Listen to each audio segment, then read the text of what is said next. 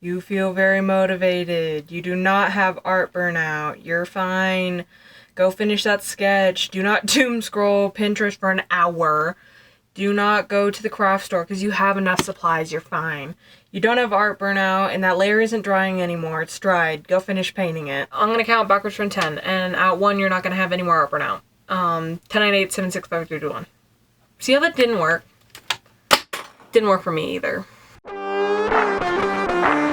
You're burnt out of art, I'm burnt out of art. You're broke, I'm broke. What you're gonna wanna do is get your little ass down to the dollar store and get some erasers. I personally could only find this circular one and this 6-pack of colored ones. But for this project, bigger is better, so if you can find bigger ones, get those. The next thing you're gonna wanna do is go to an actual craft store, and you're gonna look for linocutting or carving supplies. And you're gonna need this multi-headed carving tool. You can't just use a knife or something, you actually have to get this carving tool. And you're gonna need this little carving tool because today we are doing our own little stamp/lino cuts. Lino cutting and carving in general just generally means using a tool to scrape into something so you can put ink on top of it and then print with that. It's literally print making. But artist level linoleum in this economy is so expensive, so we're just gonna use erasers. And I've been seeing people doing it online and that works out just fine for them. So how hard can it really be? The first step you have to take is making it black, because obviously you can only carve on something when it's emo. No, it's actually because when you're carving you can see where you have and have not carved already and distinguish between the two areas. You're gonna want to take a Sharpie, not paint.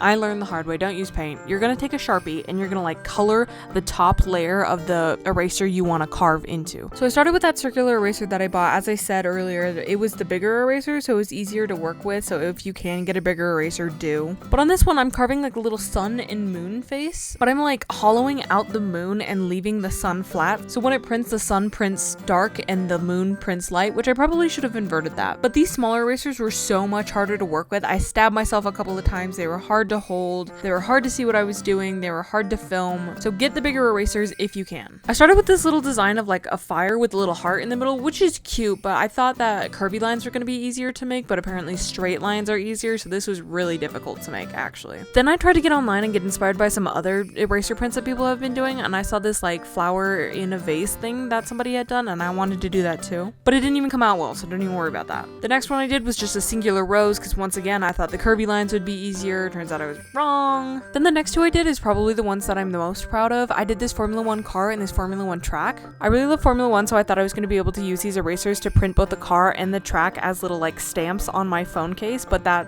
they're ugly, so there's no way that's happening. And quick note, if you do want to try this, you're going to have to draw everything mirrored image. If you sketch it and carve it and it looks normal, by the time you go to print it, it's going to print in reverse, so it's going to be mirrored image, which is fine for the rose and the flame. But if you're writing something like a text, then you're gonna have to mirror your reference image and sketch it mirrored. But bearing that, you're fine. And the last one I made, I guess, was this little jellyfish that was supposed to have stars on it. Once again, didn't print super well. Here's how they all came out. Here's how they all printed. Yada yada yada. Would I recommend this? I don't know. I guess it was fun to think of things that I could carve on little erasers. And the carving itself is fun too, if you don't mind 1,000 little crumbs everywhere, which I don't, but some people do. On the whole fun factor thing, I'd maybe give it a 6 out of 11.